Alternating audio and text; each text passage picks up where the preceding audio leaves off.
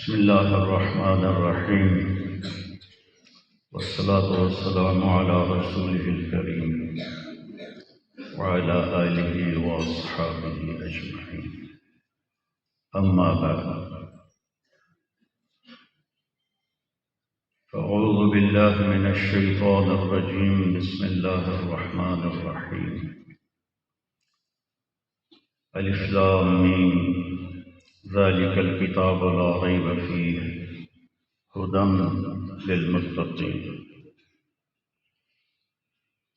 وقال النبي صلى الله عليه وسلم إنكم في زمان هدنة وإن السير بكم لسريع أفلا ترون إلى الليل والنهار يبليان كل جديد ويقربان كل بعيد ويأتيان بكل موعود.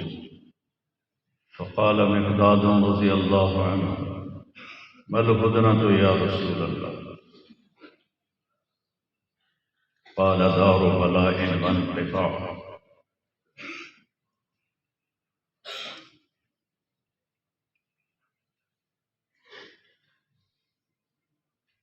قال دار بلاء وانقطاع فإذا التبست عليكم الأمور فقطع الليل المظلم فعليكم بالقرآن فإنه ماحل مصدق وشافع مشفع من جعله أمامه قاده إلى الجنة ومن جعله خلفه ساقه إلى النار أو كما قال صلى الله تبارك وتعالى عليه وسلم. محترم معزز علماء کرام اور عزیز طلبہ،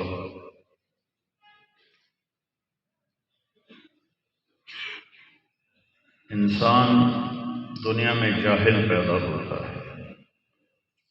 واللہ اخرجکم من بطون امہاتکم لا تعلمون شیئا. اللہ نے تمہیں ماں کے پیٹ سے نکالا، تم کچھ بھی نہیں جانتے. باقی مخلوق کے بارے میں اللہ فرماتا ہے ربنا الذی اعطی کل شیء خلقہ ثم ہدی. ہر چیز کو پیدا کیا، اسے ہدایت دی، اور انسان سے فرمایا لا تعلمون شیئا. پھر یہ بڑی محنت کرتا ہے، کوئی دنیا میں بہت اونچا جاتا ہے، کوئی دین کے علوم میں بہت اونچا جاتا ہے. اس پر ایک آیت اللہ نے پھر بیان فرمائی ہے وما اوتیتم. اوتیتم میں ہماری محنت کی نفی اللہ کر رہا ہے. میں نے تمہیں دیا ہے، تم نے نہیں لیا. وما اوتیتم جو تمہیں ملا ہے. پھر من العلم تھوڑا سا علم، من تبعیض کے لیے ہے، تمہیں تھوڑا سا علم ملا ہے. پھر اس کے اوپر تاکید الا قلیلا، تھوڑے کا بھی تھوڑا. تو اس پر کوئی آدمی کیا فخر کر سکتا ہے کہ میں عالم ہوں، علامہ ہوں. اور یہ علم اور یہ قرآن علم کا منبع ہے، اور یہ اللہ کا کلام ہے. اللہ نے تورات اپنی زبان سے ادا نہیں فرمائی، زبور اپنی زبان سے نہیں، انجیل اپنی زبان سے نہیں، قرآن کی اللہ نے خود تلاوت فرمائی. تو یہ اللہ کا کلام ہے. جو ایک فتنہ اٹھا تھا مخلوق، قرآن مخلوق ہے، تو کتنے علماء قتل ہوئے. مامون،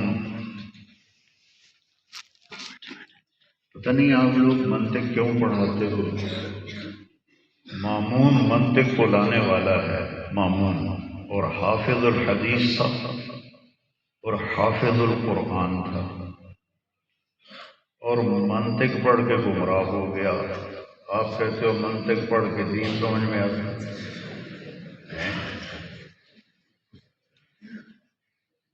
گندے پانی سے وضو ہو سکتا ہے؟ یہ تو تو گندگی ہے سر، اس کو تو یونان والے بھی بھلا چکے ہیں، آپ چھوڑنے کے لیے تیار ہی نہیں ہیں۔ مامون کو گمراہ کر دیا بشر مریسی نے،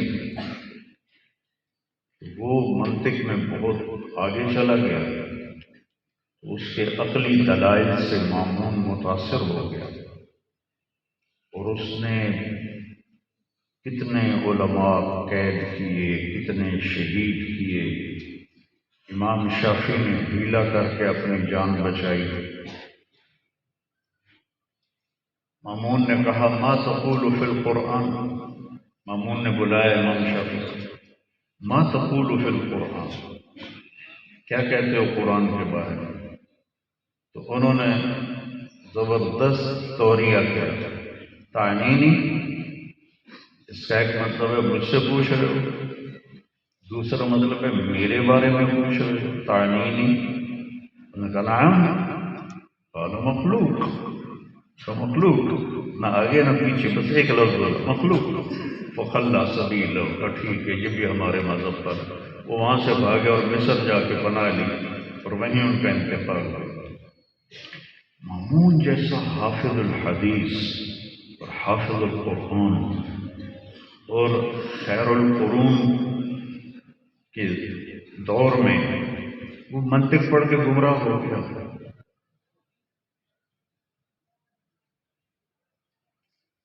پھر جب وہ مرنے لگا تو اس نے اپنے بھائی کو وصیت کی، واتبع ہدی اخیک فی القرآن، معتصم کو۔ معتصم نے پھر امام احمد بن حنبل کو کوڑے لگوائے۔ تو اس وقت احمد بن ابی داؤد تھا مفتی۔ بیچ میں ایک واقعہ یاد ہے، زبیدہ ہارون کی بیوی کو وفات کے بعد کسی نے خواب میں دیکھا، انہوں نے اس سے پوچھا آپ کے ساتھ کیا ہوا؟ تو اللہ نے میری بخشش کر دی۔ جب نہر زبیدہ اس نے کھدوائی تھی، مینا میں اس کے آثار اب بھی ہیں، مینا تو پہلی کدال جب پڑی تھی تو میری بخشش ہو گئی تھی۔ وہ کہتا ہے تمہارا تو رنگ پیلا زرد ہوا پڑا ہے، یہ کیا ہے؟ تو اس نے کہا کہ میرے برابر قریب میں بشر مریسی دفن ہے، اس کو قبر نے جھٹکا دیا ہے، اس کے جھٹکے کی آواز سن کر سب کے رنگ پیلے پڑ گئے۔ معتصم نے پھر امام احمد بن حنبل کو کوڑے لگوائے۔ کہنے لگا کون ہے جو کم سے کم کوڑوں میں جان لے لے؟ ایک حبشی نے کہا میرے 10 کوڑے کھا کے آدمی مر جاتا ہے، تو آ جا۔ 60 کوڑے مارے۔ اور ایک اور تاریخ کی کتاب میں نے پڑھا کہ ایک غلام کو بلاتا، وہ 2 کوڑے مارتا، اس کو ہٹا کے پھر دوسرے کو تازہ کو بلا، وہ 2 وہ مارتا۔ اس طرح 30 آدمیوں نے 60 کوڑے۔ آپ پر غشی کی تاریخ۔ تو احمد بن ابی داؤد نیچے آیا اور کہنے لگا اب بھی اگر تم میرے کان میں کہہ دینا کہ قرآن مخلوق ہے تو میں تمہیں خلیفہ کے عذاب سے بچا لوں گا۔ تو نے ایسے جھرجھری اور فرمایا اب بھی اگر تو کہہ دے کہ قرآن اللہ کا کلام ہے، غیر و مخلوق ہے، تو میں تمہیں اللہ کے عذاب سے بچا دوں گا۔ معتصم اسی پہ مر گیا۔ پھر واسق کا دور آیا۔ یہ تینوں ہارون کے بیٹے، مامون، معتصم، واسق۔ واسق کو ایک مراسی نے توبہ کروا دی۔ مراسی میں آج اپنی زبان میں کہہ رہا ہوں، مسرا، اس کے دربار میں جیسے ہمارے ذمہ داروں کے ہوتے ہیں، آج تک میں نے اسے روایت کو باقی رکھا ہوا ہے۔ باقی تو ڈیرے ویران ہو گئے ہیں، تو میرے پاس آتے ہیں، میں سب کو رجا کر بھیجتا ہوں۔ تو وہ ایک دن روتا ہوا کہنے لگا امیر المومنین عظم اللہ اجرک فی القرآن، اللہ تعالیٰ قرآن کے بارے میں آپ کو بہت اجر عظیم عطا فرمائے۔ اس نے کہا وما بالقرآن، قرآن کو کیا ہوا؟ کما تھا مات القرآن، اور قرآن مر گیا ہے، فوت ہو گیا ہے، اب نمازوں میں کیا پڑھیں گے، اب تراویح میں کیا پڑھیں گے؟ وہ کہنے لگا وہ تیرا ستیہ ناش، کبھی قرآن بھی مر سکتا ہے نا؟ القرآن مخلوق وکل مخلوق یموت ومات القرآن۔ بڑے بڑے علماء جس کو قائل نہیں کر سکے تھے، انہوں نے کہا امیر المومنین قرآن مخلوق ہے، ہر مخلوق نے مرنا ہے، تو قرآن بھی مخلوق ہے، فوت ہو گیا ہے۔ تو اس ایک نقطے نے واصف کو توبہ کی توفیق دی، لیکن اس نے اظہار نہیں کیا، نہ اپنی دعوت کو ختم کیا۔ متوکل جب آیا تو اس نے پھر معتزلہ کا خاتمہ کیا اور ان کو حکومت سے نکالا۔ تو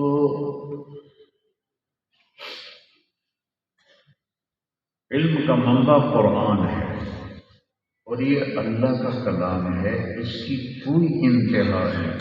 صرف ایک الف کی تفسیر اللہ کھول دے تو سمندر خشک ہو جائیں گے، تفسیر ختم نہیں ہوگی، کیونکہ یہ کلام اللہ ہے۔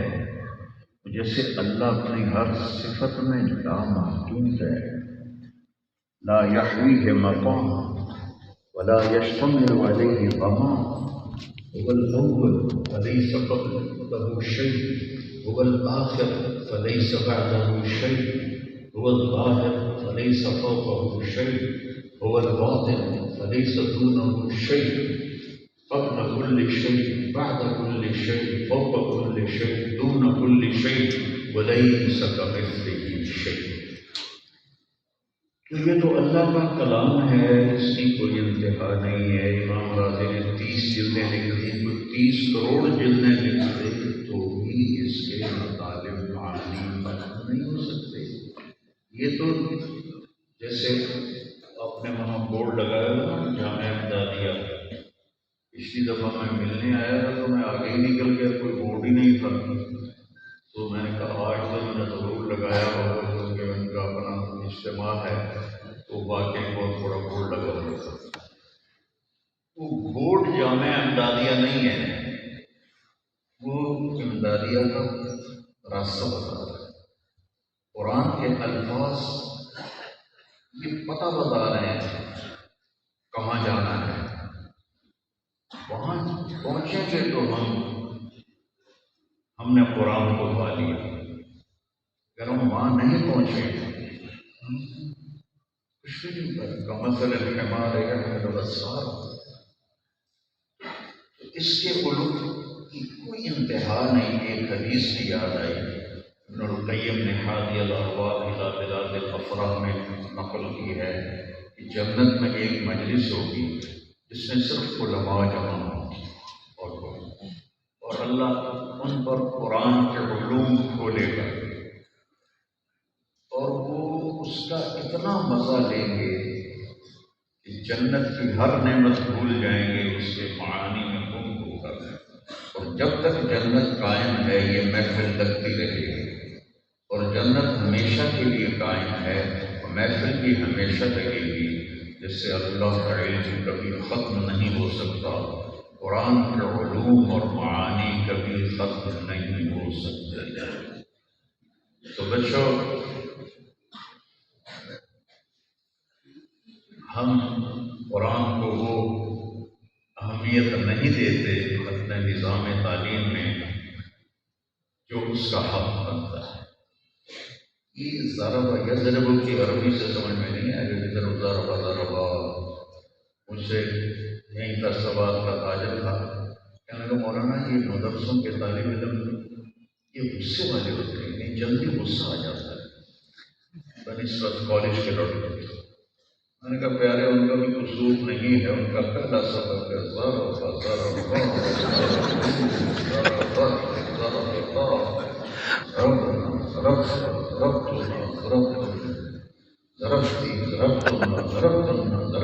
ضربنا 14 دفعہ یہ دورات نے ماری گیا، کٹی ماری گیا، 2 سال یہی پڑھتے رہتے۔ ضرب زید ضرب زید ضرب زید عمرا، یعنی ان کو کوئی اچھا آج نہیں ملا. قاری صاحب فرما رہے تھے کہ قرآن و حدیث تو ناقابل تبدیل ہیں، لیکن باقی چیزوں میں تو تبدیلی کی جا سکتی ہے کہ ذرا کی بجائے کوئی اور رہا. چلو اکلا ہی لینا مولانا کھانا بڑا چنگا لگتا ہے. اکلا اکلا اکلو اکلت کرتے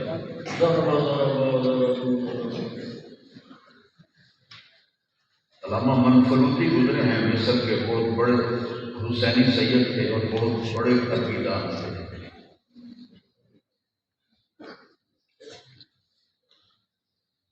انہوں نے اپنی کتاب میں ایک واقعہ نقل کیا ہے کہ مصر پر جب ترکی کی حکومت تھی تو وہاں ایک گورنر آیا، عثمانی بادشاہوں نے بھیجا تھا.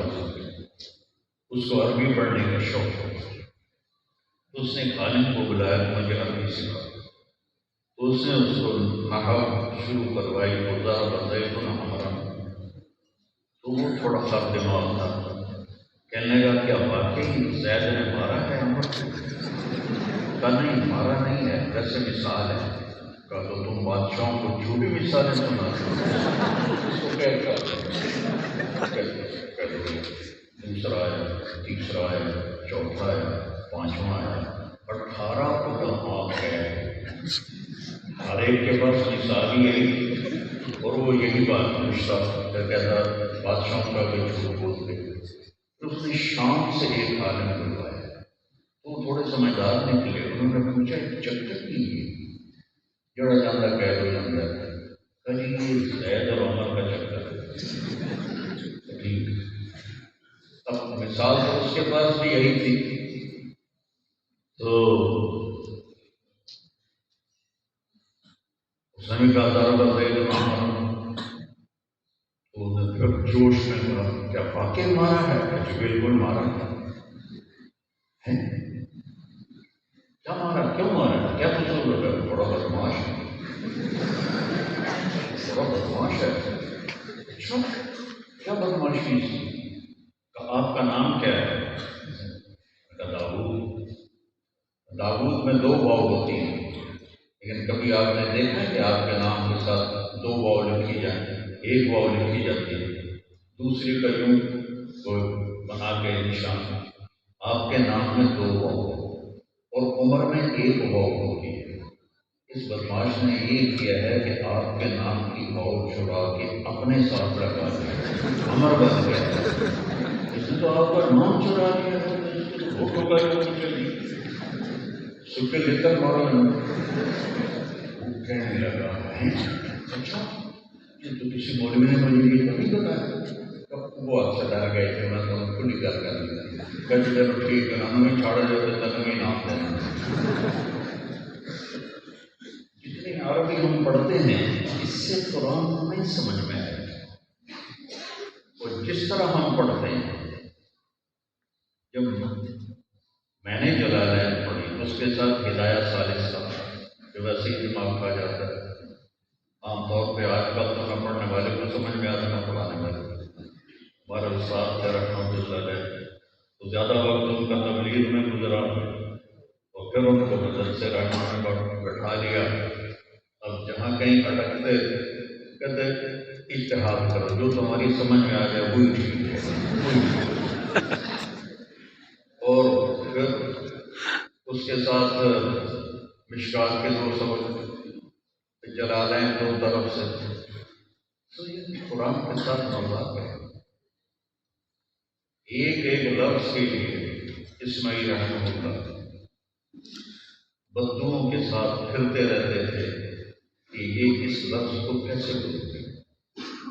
متا ومل حیات الدنیا ومل حیات الدنیا فی الآخرۃ الا قلیل. متاع الدنیا متاع. تو وہ کہنے لگا دیکھو تو صحیح کہ عرب کا بدو متاع کا کیا مطلب لیتا ہے.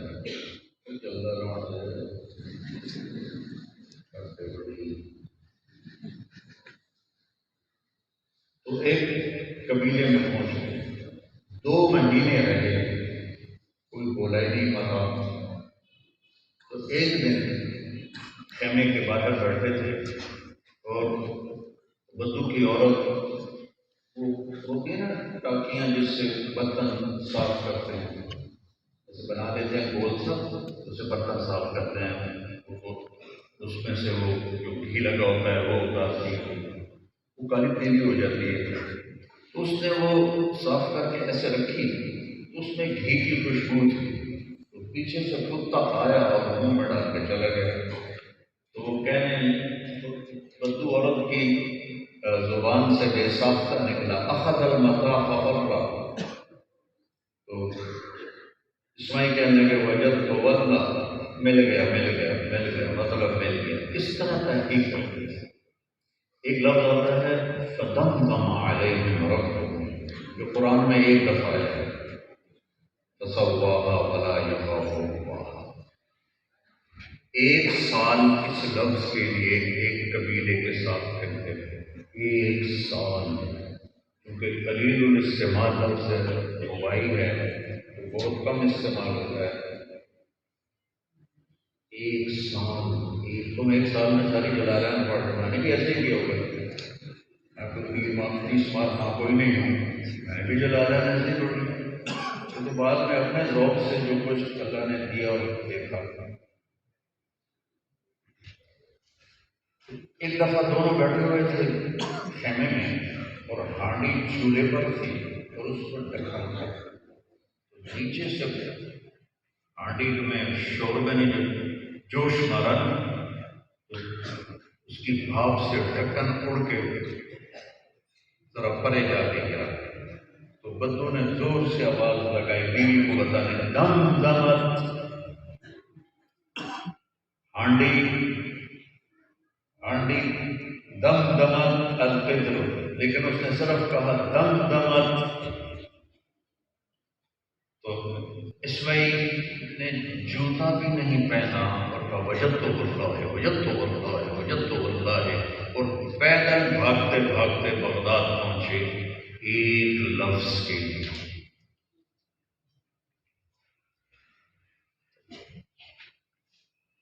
میرے عزیزو، اللہ کی قسم